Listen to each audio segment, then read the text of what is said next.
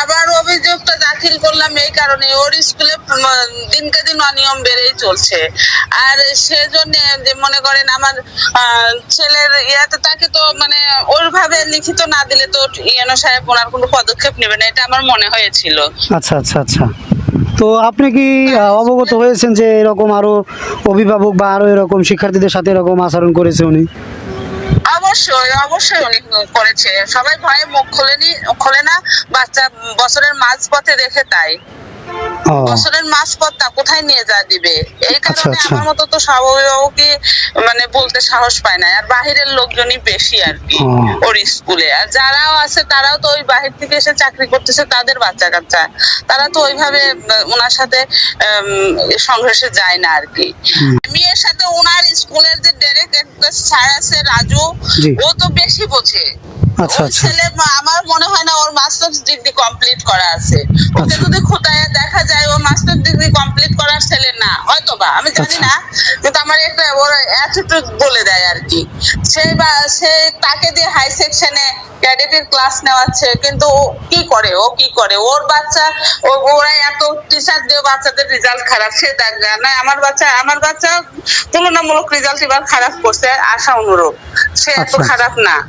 যাই হোক, তারপরে স্কুলে সব শ্রেণীর অভিভাবকই আছে, প্রতি মাসে অনেকের বেতনও বাদ থাকে, মানে এই নিয়ে যাদের রেজাল্ট হাইড করে রাখতেছে, তুলতেছে না ওই স্যার গুলো, প্রাইমারি সেকশনে জামাল স্যার, এরা মানে সব কথার এক কথা আমার বলতে দ্বিধা নেই, এরা শাহিনের পাচাটা।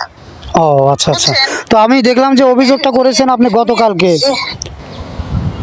গতকালকে অভিযোগ করেছেন, এখন পর্যন্ত আপনি কোনো ফলাফল পেয়েছেন কিনা রংধনু স্কুল থেকে, যে আপনি গতকাল অভিযোগ করেছেন? আমাকে না, রংধনু স্কুল থেকে তো আমাকে এখনো কিছু বলে নাই। এর আগের বার আমি অভিযোগ করার পর উনি আমার হাজবেন্ডকে ডেকে নিয়েছিল, আমার সাথে অনেককে দিয়ে কথা বলাইছিল, বলেছিল যে আসলে আমার ভুল হয়ে গেছে, এবারকার মতো আপনি ইয়া করেন, আপনি বাচ্চাটাকে আমার স্কুলে দেন, আমি সব বেটার টিচার দিচ্ছি। না, উনি টিচার দিবে, আমি সেই টিচার দিয়ে পড়াবো কেন?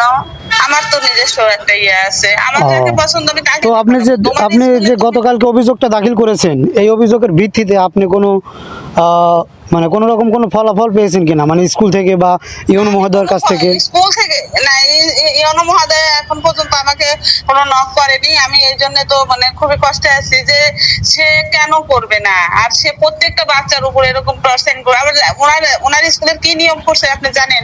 কোচিং বাধ্যতা। কেন কোচিং বাধ্যতা হবে? তোমার স্কুলে 1000 টাকা বেতনও দেবো, আবার 1700 টাকা কোচিং ফিও দেবো, সে পড়ায় কিভাবে? আজকে প্রথম অধ্যায় যদি পড়ায়, কোচিং এর দ্বিতীয় অধ্যায় পড়ে, তৃতীয় অধ্যায় যে আপনার আবার পরের দিন স্কুলে পড়ায়, তাহলে বাচ্চারা কি হচ্ছে? এখন আমি আপনাকে একটু বলি, বাধ্য হয়ে যাচ্ছে কোচিং করার জন্য। জি।